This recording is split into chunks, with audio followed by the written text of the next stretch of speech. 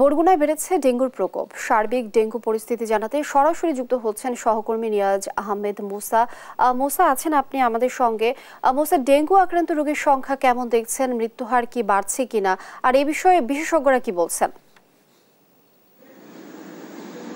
অসংখ্য ধন্যবাদ। আমি এখন রয়েছি বরগুনা সদর হাসপাতালে এবং প্রতিদিনই কিন্তু উদ্বেগজনক হারে ডেঙ্গু রোগীর সংখ্যা বাড়ছে এবং ডেঙ্গু রোগীদের জন্য যে আলাদা যে ডেডিকেটেড রুম দেওয়া হয়েছিল সেই রুমে কিন্তু এখন সংকলন হচ্ছে না এবং সে কারণে কিন্তু মেঝেতেও কিন্তু চিকিৎসা নিচ্ছে না। আমরা বিভিন্ন রুমে ঘুরে ঘুরে দেখেছি যে সাধারণ রোগীদের সাথেও কিন্তু ডেঙ্গু রোগীদের চিকিৎসা দেওয়া হচ্ছে, যে কারণে কিন্তু অন্য রোগীরাও কিন্তু ঝুঁকির মধ্যে রয়েছে। এবং আমরা হাসপাতাল কর্তৃপক্ষের সাথে কথা বলেছি, তারা যেমনটা জানানোর চেষ্টা করেছে যে বরগুনায় প্রায় এবছর 5 শতাধিকেরও বেশি ডেঙ্গু রোগী আক্রান্ত হয়ে এখান থেকে চিকিৎসা নিচ্ছে শুধু সদর হাসপাতাল থেকে। এছাড়াও কিন্তু বরগুনার যে অন্যান্য যে উপজেলাগুলো রয়েছে সেই অন্যান্য উপজেলাগুলো থেকেও কিন্তু ডেঙ্গু রোগীরা চিকিৎসা নিচ্ছেন এবং এখন যেসব রোগীরা চিকিৎসা নিতে আসছেন তারা অধিকাংশই জ্বরে আক্রান্ত হয়ে চিকিৎসা নিচ্ছেন এবং যাদের শারীরিক জটিলতা দেখা দিয়েছে তারাই কিন্তু এখানে ভর্তি হচ্ছেন এবং এখান থেকে চিকিৎসা নিচ্ছেন। এবং এখানে রোগীদের সাথে আমরা কথা বলার চেষ্টা করেছি। রোগীরা আমাদেরকে যেমনটা জানানোর চেষ্টা করেছে যেখানে নানা সমস্যা রয়েছে এবং চিকিৎসা পেতেও কিন্তু তাদের কিন্তু সমস্যা হচ্ছে। আমরা একজন রোগীর সাথে কথা বলার চেষ্টা করবো আসলে আপনারা ঠিকভাবে চিকিৎসা পাচ্ছেন কিনা এবং কোনো সমস্যা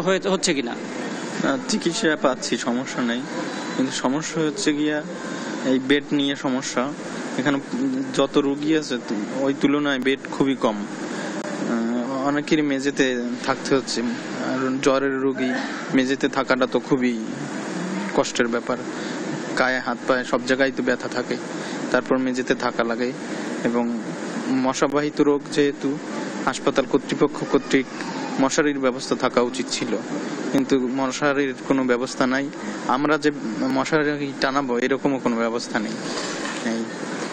যেমনটা শুনছিলেন যে আসলে এখানে মশারির কোনো ব্যবস্থা নেই, যে কারণে কিন্তু নতুন করে আবার ডেঙ্গু রোগে আক্রান্ত হওয়ার সম্ভাবনা থেকে যায় এবং রোগীরা এটি বারবার অভিযোগ করার পরেও কিন্তু হাসপাতাল কর্তৃপক্ষ এ ব্যাপারে কিন্তু কোনো কর্ণপাত করছেন। এবং আমরা বিশেষজ্ঞদের সাথে কথা বলেছি, তারা আমাদেরকে বলার চেষ্টা করেছেন যে আসলে সচেতনতার বিকল্প নয়, সচেতন থাকতে হবে, পরিষ্কার পরিচ্ছন্ন রাখতে হবে, তাহলে কিন্তু এই মশাবাহিত যে ডেঙ্গু রোগ সেটির প্রাদুর্ভাব কমে আসবে। এবং আমরা পৌর কর্তৃপক্ষের সাথেও কথা বলেছি, তারা এখন পর্যন্ত কিন্তু মশক নিধনের কোনো কার্যক্রম শুরু করেনি।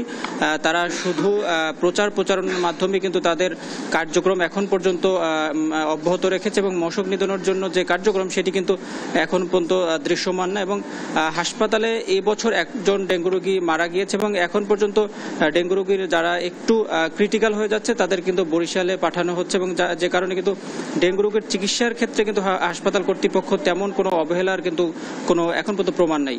এই ছিল বরগুনা থেকে আমার কাছে সর্বশেষ। মুসা, আপনাকে ধন্যবাদ।